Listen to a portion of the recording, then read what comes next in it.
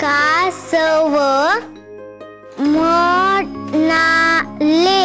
काय म्हणाले? घाबरले ना मी.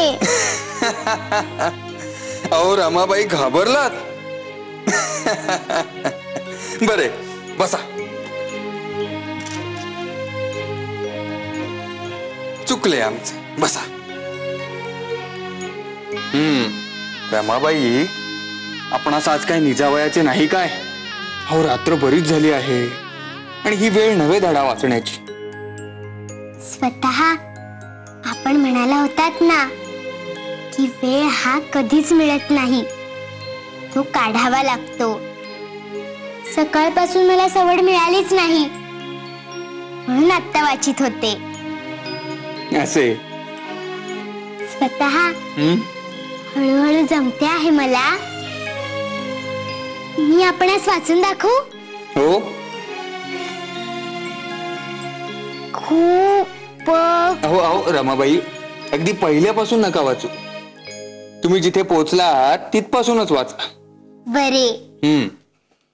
कासव म्हणाले, दुसऱ्या तळ्यात जाण्यासाठी.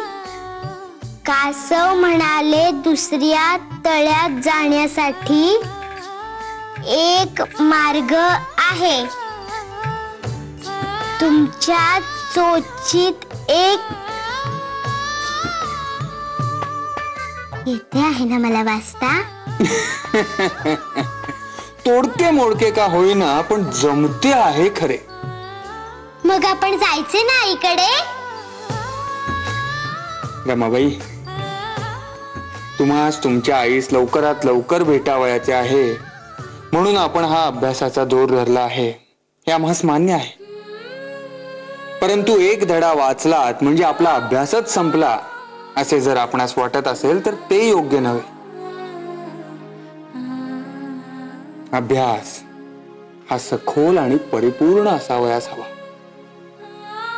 आपल्या आजोबांनी केलेल्या वैद्यकीचा अभ्यास हा सखोल, परिपूर्ण.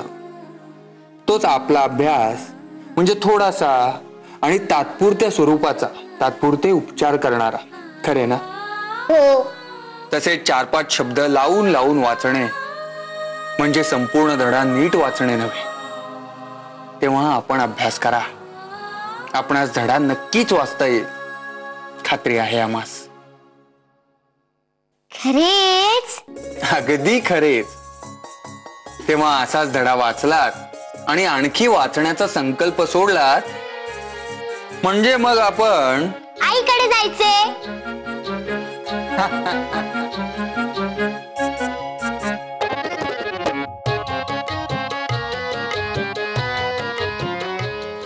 कुणी कितीही कोडकौतुक केले ना तरी पहिल्या रमेची सर ह्या नव्या रमेश नाही हो यायची.